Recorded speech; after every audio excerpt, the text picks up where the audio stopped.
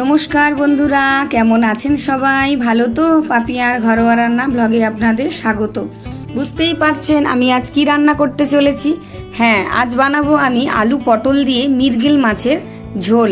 তা রান্নাটা পুরোটা দেখতে থাকুন, আমি কিভাবে অতি সহজেই ঘরোয়া উপকরণ দিয়ে এই রান্নাটা সেরে ফেলি। প্রথমে আমি কয়েকটা পটল অর্ধেক করে খোসা ছাড়িয়ে কেটে নিয়েছি আর ধুয়েও নিয়েছি। এরপর এর মধ্যে আমি অল্প পরিমাণ নুন মাখিয়ে নিচ্ছি। নুন মাখিয়ে এটা ঢাকা দিয়ে রেখে দেব। এই সময় কিন্তু আমি হলুদ মাখাচ্ছি না।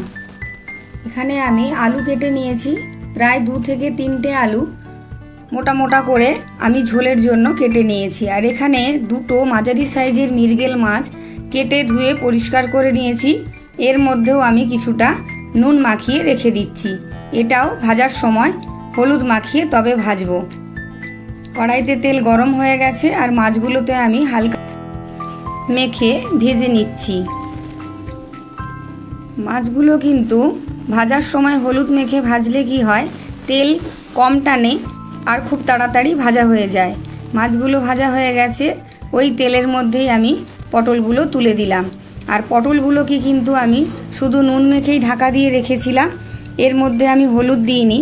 হলুদ দিলে কি হয়, তেলটা কালো হয়ে যায় আর ওই তেলেই যখন রান্নাটা হয় তখন কিন্তু রান্নাটা কালো হয়ে যাওয়ার সম্ভাবনা থাকে আর পটলটা ভাজতেও অনেকটা দেরি হয়। তাই পটলটা আমি নুন মাখিয়ে ঢাকা দিয়ে রেখেছিলাম, তারপর গরম তেলে দিয়ে ঢাকা দিয়ে আমি ভেজে তুলে নিলাম। এবার এই তেলেই আমি আলুগুলো হালকা নুন মাখিয়ে রেখেছিলাম, আলুগুলোও এবার আমি ভেজে তুলে নিচ্ছি। আপনারা পুরো ভিডিওটা দেখুন, ভালো লাগলে অবশ্যই লাইক করবেন, কমেন্ট করে জানাবেন কেমন হয়েছে। আর চ্যানেলটি সাবস্ক্রাইব করতে কিন্তু একদম ভুলবেন না। আর ভুলবেন না পাশে রাখা বেল আইকনটি প্রেস করতে। আলুগুলো ভাজা হয়ে গেছে, সব আলুগুলো আমি তুলে নিলাম। এখানে নিয়ে নিয়েছি আমি আদা, পেঁয়াজ আর টমেটো। মিক্সির বাটিতে আমি 1.5 ইঞ্চি মতন আদা আর অল্প একটু পেঁয়াজ কোচানো আর টমেটোটা পেস্ট করে নিলাম।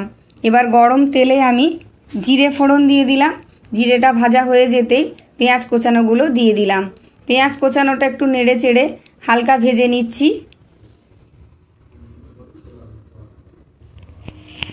পেঁয়াজটা হালকা ভাজা হয়ে যেতেই এবার এর মধ্যে বেটে রাখা সমস্ত মশলাটা আমি ঢেলে দিলাম। মশলাটা দিয়ে সুন্দর করে একটু নাড়িয়ে চাড়িয়ে নিচ্ছি। হালকা নেড়ে চেড়ে আমি এর মধ্যে 1 চামচ নুন দিয়ে দিলাম। নুনটা তবে আপনারা পরিমাণ মতন দেবেন। আর দিয়ে দিচ্ছি আমি 1.5 চা চামচ হলুদ গুঁড়ো আর দিয়ে দিচ্ছি আমি 1.5 চা চামচ লঙ্কার গুঁড়ো। গরম পড়েছে, বেশি ঝাল না খাওয়াই ভালো। একদম কম তেল মশলায় রান্না করে খেলে কিন্তু গরমে হজমে সুবিধা হবে। মশলাগুলো দিয়ে আমি ভালো করে নেড়ে চেড়ে কষিয়ে নিলাম। এরপর এর মধ্যে দিয়ে দিলাম আমি 1 চামচ ধনে জিরে গুঁড়ো। আমি সবসময় বলি যে আমি জিরে ধনে গুঁড়োটা বাড়িতেই তৈরি করি, তাই এটাকে আলাদা কৌটোতে রাখি না, একটা কৌটোতেই আমি মিশিয়ে রাখি। তাই রান্নার সময় আমি আলাদা আলাদা করে দিই না, একসাথেই জিরে ধনে গুঁড়োটা আমি দিয়ে দিই। মশলাটা এবার বেশ সুন্দর কষানো হয়ে গেছে, মশলা থেকে তেল ছেড়ে গেছে। এবার এর মধ্যে আমি ভেজে রাখা আলু পটলগুলো দিয়ে দিলাম। এবার মশলার সাথে আলু পটলগুলো বেশ সুন্দর করে কষিয়ে নিচ্ছি আমি, ভালো করে নেড়ে চেড়ে। আর এই সময় কিন্তু গ্যাসটা কমিয়ে রাখবেন। আর গ্যাস কমিয়ে বেশ সুন্দর করে নেড়ে চেড়ে নিলে কি হয়, রান্নাটা খেতে ভীষণ সুস্বাদু হয়। বেশ সুন্দর কালারও এসেছে আর ভালো বেশ কষানোও হয়ে গেছে, দেখতে পাচ্ছেন সুন্দর কষানো হয়ে গেছে। এবার এর মধ্যে আমি জল দিয়ে দেব। জলটা আপনারা আপনাদের ঝোল কতটা খাবেন সেই পরিমাণে জলটা দেবেন। দিয়ে এবার আমি ঝোলটাকে ফুটিয়ে নিলাম। ঝোল ফুটে উঠতেই এর মধ্যে আমি ভেজে রাখা সমস্ত মাছগুলোকে এক এক করে দিয়ে দিচ্ছি। আমার মা কাকিমা জেঠিমারা কিন্তু এই রান্নাটা রান্না করতেই পারেন। আর যারা নতুন তাদের জন্য কিন্তু ভীষণ উপকারী আর সহজ পদ্ধতি হবে।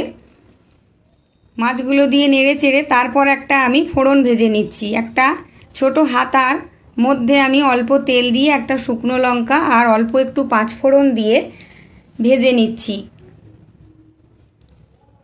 এই ফোড়নটা দিলে কিন্তু ঝোলের টেস্ট আরও বেড়ে যায়। ফোড়নটা ভেজে আমি এই ঝোলের মধ্যেই দিয়ে দিলাম।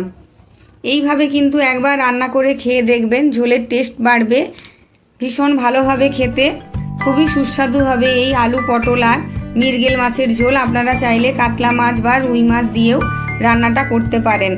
আমার কাছে মৃগেল মাছ ছিল, তাই মৃগেল মাছ দিয়েই আমি রান্নাটা করলাম। আলুগুলো সেদ্ধ হয়ে গেছে আর ঝোলটাও প্রায় রেডি হয়ে গেছে।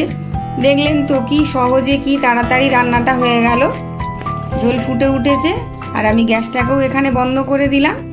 এবার একটা জায়গায় আমি সমস্ত ঝোলটাকে ঢেলে নিচ্ছি। আপনারাও এইভাবে বানিয়ে ফেলুন আর অবশ্যই জানাবেন কেমন হয়েছে। তাহলে আজকের মতন আমি ভিডিওটা এখানেই শেষ করছি। দেখা হচ্ছে পরের একটা নতুন রেসিপি নিয়ে। ততক্ষণের জন্য টাটা বন্ধুরা।